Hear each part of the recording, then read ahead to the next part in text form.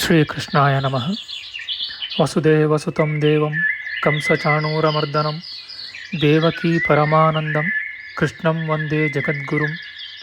ಬ್ರಹ್ಮಸ್ಥಾನ ಸರೋಜ ಮಧ್ಯವಿಲಸಚ್ಛೀತಾಂಶು ಪೀಠಸ್ಥಿತಂ ಸ್ಫೂರ್ಜತ್ಸೂರ್ಯರುಚಿಂ ವರಾಭಯಕರಂ ಕರ್ಪೂರಕುಂದೋಜ್ವಲಂ ಶ್ವೇತಸೃಗ್ವಸನಾನುಲೇಪನಯುತಂ ವಿದ್ಯುದ್ರುಚಾ ಕಾಂತಯ ಸಂಶ್ಲಿಷ್ಟಾರ್ಧತನುಂ ಪ್ರಸನ್ನವದನಂ ವಂದೇ ಗುರುಂ ಸಾದರಂ. ಶ್ರೀ ಗುರುಭ್ಯೋ ನಮಃ. ಲಂಬೋದರಂ ಪರಮಸುಂದರಮೇಕದಂತಂ ರಕ್ತಾಂಬರಂ ತ್ರಿನಯನಂ ಪರಮಂ ಪವಿತ್ರಂ ಉದ್ಯದ್ದಿವಾಕರಕರೋಜ್ವಲಕಾಯಕಾಂತಂ ವಿಘ್ನೇಶ್ವರಂ ಸಕಲವಿಘ್ನಹರಂ ನಮಾಮಿ. ತ್ವಾಂ ದೇವ ವಿಘ್ನದಲನೇತಿ ಚ ಸುಂದರೇತಿ ಭಕ್ತಿಪ್ರಿಯೇತಿ ಸುಖದೇತಿ ಫಲಪ್ರದೇತಿ ವಿದ್ಯಾಪ್ರದೇತ್ಯಗಹರೇತಿ ಚ ಯೇ ಸ್ತುವಂತಿ ತೇಭ್ಯೋ ಗಣೇಶವರದೋ ಭವ ನಿತ್ಯಮೇವ. ಶ್ರೀ ಮಹಾಗಣಪತಯೇ ನಮಃ. ಯಾ ಕುಂದೇಂದು ತುಷಾರಹಾರಧವಳ ಯಾ ಶುಭ್ರವಸ್ತ್ರಾವೃತ ಯಾ ವೀಣಾ ವರದಂಡಮಂಡಿತಕರ ಯಾ ಶ್ವೇತಪದ್ಮಾಸನ ಯಾ ಬ್ರಹ್ಮಾಚ್ಯುತ ಶಂಕರ ಪ್ರಭೃತಿಭಿಃ ದೇವೈಃ ಸದಾ ವಂದಿತಾ ಸಾ ಮಾಂ ಪಾತು ಸರಸ್ವತೀ ಭಗವತಿ ನಿಶ್ಶೇಷಜಾಡ್ಯಾಪಃ. ಶ್ರೀ ಸರಸ್ವತ್ಯೇ ನಮಃ. ವೇದಾರ್ಥತತ್ವವಿಶದೀಕರಣೇನ ಪುಂಸಾಂ ಉಚ್ಚೈರ್ಗತಿಂ ಜಗತಿ ಯೋ ದಯಾಯ ವಿಧಾತುಂ ರಮ್ಯಾಂ ಪುರಾಣಪದವೀಂ ಪ್ರಣಿನಾಯ ತಸ್ಮೈ ಲೋಕೇಶವೈಭವಪುಷೇ ಋಷಯೇ ನಮಸ್ತಾತ್. ತಸ್ಮೈ ವ್ಯಾಸಾಯ ಮುನಯೇ ಸರ್ವಜ್ಞಾಯ ಮಹರ್ಷಯೇ ಪರಾಶರ್ಯಾಯ ಶಾಂತಾಯ ನಮೋ ನಾರಾಯಣಾತ್ಮನೆ. ಶ್ರೀ ವ್ಯಾಸಾಯ ನಮಃ. ನಾರಾಯಣಂ ನಮಸ್ಕೃತ್ಯ ನರಂ ಚೈವ ನರೋತ್ತಮಂ ದೇವೀಂ ಸರಸ್ವತೀಂ ವ್ಯಾಸಂ ತತೋ ಜಯಮುದೀರಯೇತ್. ಕನಕರುಚಿದುಕೂಲಃ ಕುಂಡಲೋಲ್ಲಾಸಿಗಲ್ಲಃ ಶಮಿತಭುವನಭಾರಃ ಕೋಪಿ ಲೀಲಾವತಾರಃ ತ್ರಿಭುವನಸುಖಕಾರಿ ಶೇಷಶಾಯೀ ಮುಕುಂದೋ ಪರಿಕಲಿತರಮಾಂಗೋ ಮಂಗಲಂ ನಸ್ತನೋತು. ನಮಾಮಿ ಗೋವಿಂದ ಪದಾರವಿಂದಂ ಸದೇಂದಿರಾನಂದನಮುತ್ತಮಾಡ್ಯಂ ಜಗಜ್ಜನಾನಾಂ ಹೃದಯ ಸನ್ನಿವಿಷ್ಟಂ ಮಹಾಜನೈಕಾಯನಮುತ್ತಮೋತ್ತಮಂ. ನಮಸ್ತೆ ಚಕ್ರಹಸ್ತಾಯ ಶಾರ್ङ्ಗಹಸ್ತಾಯ ತೇ ನಮಃ. ನಂದಹಸ್ತಾಯ ತೇ ವಿಷ್ಣೋ ಶಂಖಹಸ್ತಾಯ ತೇ ನಮಃ. ಓಂ ನಮೋ ವಾಸುದೇವಾಯ ನಮಃ ಸಂಕರ್ಷಣಾಯ ಚ ಪ್ರದ್ಯುಮ್ನಾಯ ನಮಸ್ತುಭ್ಯಂ ಅನಿರುದ್ಧಾಯ ತೇ ನಮಃ. ಪಾತಾಲಾದುತ್ಪತಿಷ್ಣೋರ್ಮಕರವಸತಯೋ ಯಸ್ಯ ಪುಚ್ಛಾಭಿಘಾತ ಧೂರ್ಧ್ವಂ ಬ್ರಹ್ಮಾಂಡಖಂಡ ವ್ಯತಿಕರವಿಹಿತ ವ್ಯತ್ಯಯೇ ನಾಪತಂತಿ. ವಿಷ್ಣೋರ್ಮತ್ಸ್ಯಾವತಾರೇ ಸಕಲವಸುಮತಿ ಮಂಡಲಂ ವ್ಯಶ್ನುವಾನಃ ತಸ್ಯಾಸ್ಯೋದೀರಿತಾನಾಂ ಧ್ವನಿರಪಹರತಾದಶ್ರಿಯಂ ವ ಶ್ರುತೀನಾಂ. ಶ್ರೀ ಮತ್ಸ್ಯರೂಪಿ ಪರಮಾತ್ಮನೇ ನಮಃ. ಪ್ರಿಯ ಬಾಂಧವರೇ, ನಮ್ಮ ಈ ಶ್ರೀ ಲಾಲೀಕೃಷ್ಣ ಚಾನಲ್ಗೆ ಸ್ವಾಗತ. ಇಂದಿನ ವಿಡಿಯೋದಲ್ಲಿ ನಾವು ಶ್ರೀಮನ್ ಮತ್ಸ್ಯ ಮಹಾಪುರಾಣದ 278ನೇ ಅಧ್ಯಾಯವಾದ ಮಹಾದಾನಾನುಕೀರ್ತನ ಗೋಸಹಸ್ರದಾನದ ವಿಚಾರ ಮಾಡೋಣ. ಶ್ರೀಕೃಷ್ಣಾಯ ನಮಃ. ಮತ್ಸ್ಯರೂಪನಾದ ಭಗವಂತನು ಹೇಳುತ್ತಾನೆ, ಇನ್ನು ಮುಂದೆ ಗೋಸಹಸ್ರದಾನವೆಂಬ ಅತಿ ಶ್ರೇಷ್ಠವಾದ ಮಹಾದಾನ ವಿಧಾನವನ್ನು ಹೇಳುವೆನು. ಇದು ಎಲ್ಲ ಪಾಪಗಳನ್ನು ಪರಿಹರಿಸುವುದು. ಯುಗಾದಿ, ಮನ್ವಂತರಾದಿ ಮುಂತಾದ ಪುಣ್ಯ ದಿನಗಳನ್ನು ಆರಿಸಿ ಅದಕ್ಕೆ ಪೂರ್ವಭಾವಿಯಾಗಿ 3 ದಿನ ಅಥವಾ 1 ದಿನ ಜಲಪಾನ ವ್ರತವನ್ನು ಮಾಡಿ ಉಪವಾಸವಿರಬೇಕು. ತುಲಾಪುರುಷ ದಾನದಂತೆ ದಿಕ್ಪಾಲಕರ ಆವಾಹನ, ಪುಣ್ಯಾಹವಾಚನ, ಹೋಮ ಇವುಗಳನ್ನು ಮಾಡಬೇಕು. ಋತ್ವಿಕ್ಕುಗಳನ್ನು ವರಿಸಿ ಮಂಟಪವನ್ನು ನಿರ್ಮಿಸಿ ಹೋಮ ಸಾಮಗ್ರಿಗಳನ್ನು ವಸ್ತ್ರಭೂಷಣಾದಿಗಳನ್ನು ಸಿದ್ಧಪಡಿಸಬೇಕು. ಸಲಕ್ಷಣವಾದ ಸುವರ್ಣ ವೃಷಭವನ್ನು ವೇದಿಕೆಯಲ್ಲಿ ಆಸನದ ಮೇಲೆ ಇರಿಸಿ ಗಂಧ ಪುಷ್ಪಾದಿಗಳಿಂದ ಅರ್ಚಿಸಬೇಕು. 1000 ಹಸುಗಳಲ್ಲಿ 10 ಆರಿಸಿ ಬೇರೆ ನಿಲ್ಲಿಸಿ ಉಳಿದುವನ್ನು ಹೊರಗಡೆ ನಿಲ್ಲಿಸಬೇಕು. ಎಲ್ಲವನ್ನೂ ಪುಷ್ಪಹಾರಗಳಿಂದಲೂ ವಸ್ತ್ರಗಳಿಂದಲೂ ಅಲಂಕರಿಸಬೇಕು. ಕೊಂಬಿಗೆ ಚಿನ್ನದ ಆಭರಣವನ್ನು, ಕಾಲುಗಳಿಗೆ ಬೆಳ್ಳಿಯ ಕಡಗಗಳನ್ನು ಹಾಕಬೇಕು. ಆ 10 ಹಸುಗಳನ್ನು ಮಂಟಪದೊಳಕ್ಕೆ ಅಟ್ಟಿ ತಂದು ವಸ್ತ್ರಗಳನ್ನು ಧರಿಸಿ ಹೂಗಳಿಂದ ಅರ್ಚಿಸಬೇಕು. ಚಿನ್ನದ ಗಂಟೆಗಳನ್ನು ಕಟ್ಟಿ ಸುವರ್ಣ ತಿಲಕವನ್ನಿಟ್ಟು ಬಂಗಾರದ ಪಟ್ಟಿಗಳಿಂದ ಅಲಂಕರಿಸಬೇಕು. ರೇಷ್ಮೆಯ ವಸ್ತ್ರವನ್ನು ಹೊದಿಸಿ ಗಂಧ ಪುಷ್ಪಾದಿಗಳನ್ನು ಧರಿಸಬೇಕು.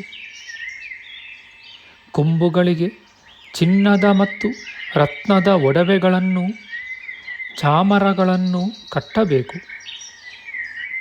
ಪಾದುಕೆ, ಪಾದರಕ್ಷೆ, ಛತ್ರಿ, ಪಾತ್ರೆ, ಆಸನ ಮುಂತಾದುವನ್ನು ಒಪ್ಪಿಸಬೇಕು.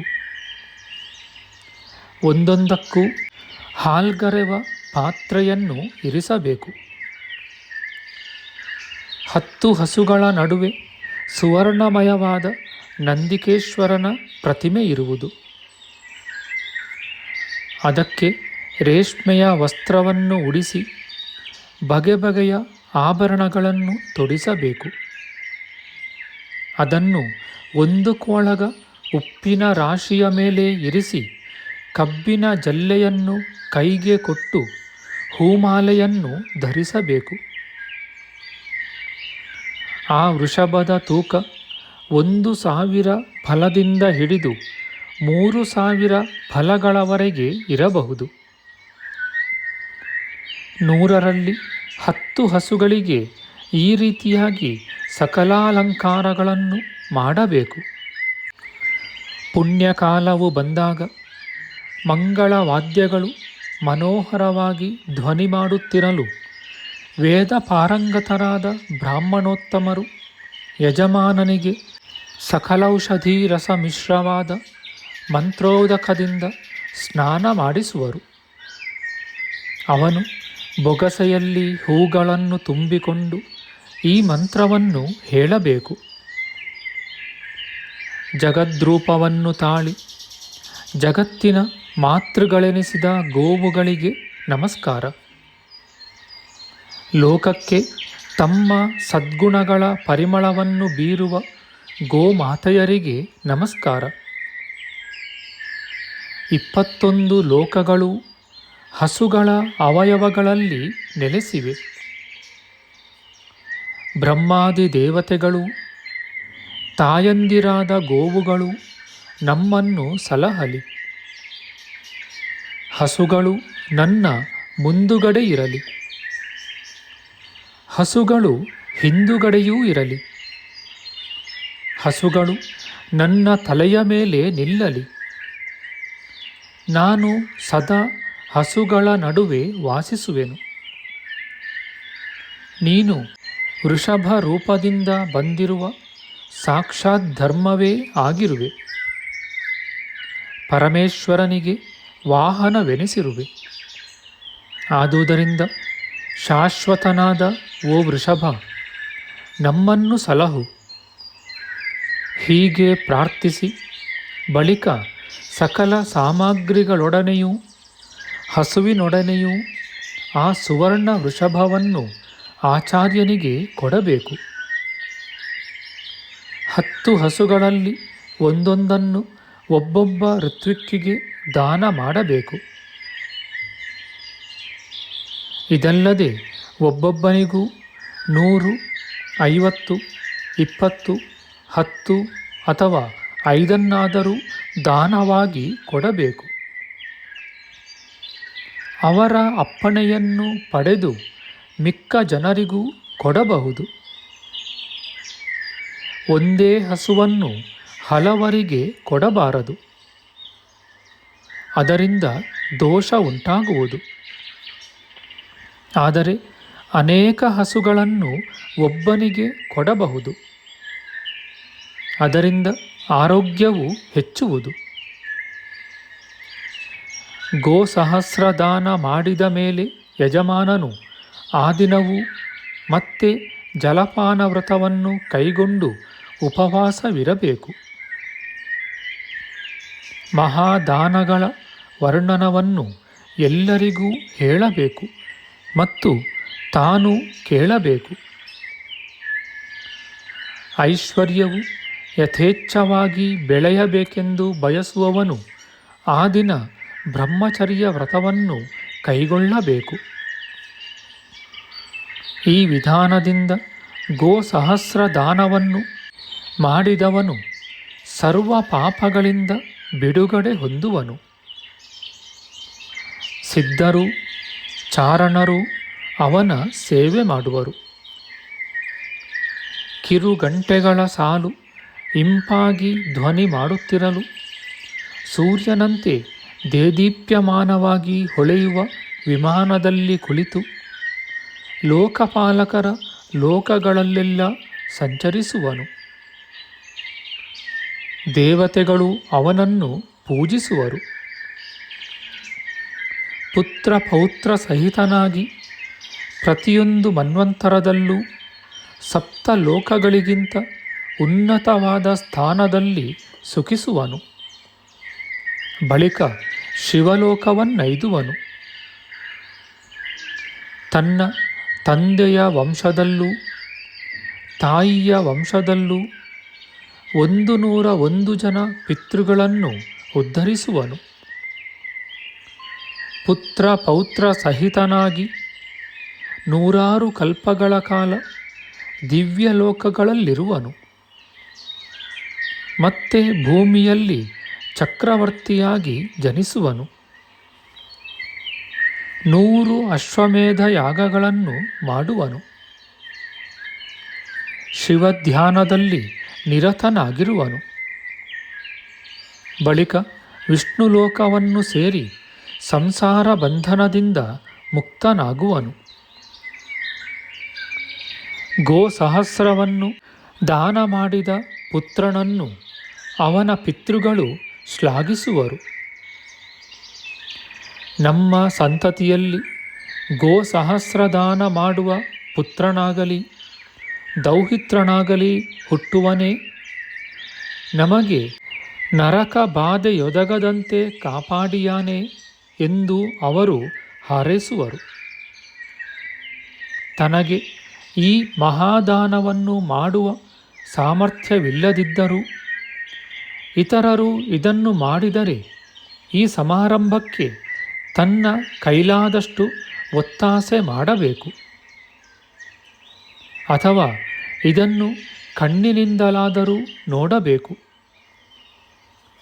ಅಷ್ಟು ಮಾಡಿದರೂ ಸಾಕು, ಆತನು ನಮ್ಮನ್ನು ಈ ಸಂಸಾರ ಸಾಗರದಿಂದ ಪಾರು ಮಾಡುವನು ಎಂದು ಅವರು ಹಂಬಲಿಸುತ್ತಾರೆ. ಗೋಸಹಸ್ರದಾನವೆಂಬ ಈ ಮಹಾದಾನದ ವಿಧಿಯನ್ನು ಯಾವನು ಓದುವನೋ ಅವನು ಸ್ವರ್ಗಲೋಕದಲ್ಲಿ ಸುಖಿಸುವನು. ಇದನ್ನು ಸ್ಮರಿಸಿಕೊಳ್ಳಲಿ, ಕಣ್ಣಾರೆ ನೋಡಲಿ, ಅಂತಹವನೂ ಕೂಡ ಸಂತೋಷಭಾಗಿಯಾಗುವನು. ಬಂಧನದಿಂದ ಬಿಡುಗಡೆ ಹೊಂದುವನು. ಪಾಪಗಳನ್ನು ಕಳೆದುಕೊಂಡು ದಿವ್ಯ ದೇಹವನ್ನು ತಾಳುವನು. ಇಂದ್ರಲೋಕವನ್ನು ಸೇರಿ ಆನಂದ ಪಡುವನು. ಇತಿ ಶ್ರೀ ಮಾತ್ಸ್ಯೆ ಮಹಾಪುರಾಣೆ ಮಹಾದಾನಾನುಕೀರ್ತನೆ ಗೋಸಹಸ್ರ ಪ್ರಧಾನ ವಿಧಿರ್ನಾಮ ಅಷ್ಟಸಪ್ತತ್ಯಧಿಕ-200ತಮೋಧ್ಯಾಯ. ಶ್ರೀಕೃಷ್ಣಾರ್ಪಣಮಸ್ತು. ನಮ್ಮ ಮುಂದಿನ ವಿಡಿಯೋದಲ್ಲಿ ನಾವು ಶ್ರೀಮನ್ ಮತ್ಸ್ಯ ಮಹಾಪುರಾಣದ 279 ಹಾಗೂ 280ನೆಯ ಅಧ್ಯಾಯಗಳಾದ ಮಹಾದಾನಾನುಕೀರ್ತನ, ಕಾಮಧೇನುದಾನ, ಹಿರಣ್ಯಾಶ್ವದಾನಗಳ ವಿಚಾರ ಮಾಡೋಣ. ಆಧ್ಯಾತ್ಮಿಕ ಚರ್ಚೆ ಮತ್ತು ವಿಚಾರ ವಿನಿಮಯಕ್ಕಾಗಿ ಶುರು ಮಾಡಿದ ಈ ಚಾನಲ್ನಲ್ಲಿ ನಾವು ಅಪ್ಲೋಡ್ ಮಾಡುವ ಎಲ್ಲ ವಿಡಿಯೋಗಳನ್ನು ಸಂಪೂರ್ಣವಾಗಿ ನೋಡಿ ನಿಮ್ಮ ಸಲಹೆಗಳನ್ನು ಕಮೆಂಟ್ ಬಾಕ್ಸ್ನಲ್ಲಿ ಬರೆಯಿರಿ. ಈ ಚಾನಲ್ಗೆ ಸಬ್ಸ್ಕ್ರೈಬ್ ಮಾಡಿ ಹಾಗೂ ಬೆಲ್ ಬಟನ್ ಒತ್ತಿ ನಾವು ಹಾಕುವ ಎಲ್ಲ ವಿಡಿಯೋಗಳನ್ನು ನೋಡಿ ಪ್ರೋತ್ಸಾಹಿಸಿ. ಕೃಷ್ಣಂ ನಾರಾಯಣಂ ವಂದೇ ಕೃಷ್ಣಂ ವಂದೇ ವ್ರಜಪ್ರಿಯಂ ಕೃಷ್ಣಂ ದ್ವೈಪಾಯನಂ ವಂದೇ ಕೃಷ್ಣಂ ವಂದೇ ಪೃಥಾಸುತಂ. ಶ್ರೀಕೃಷ್ಣಾಯ ನಮಃ.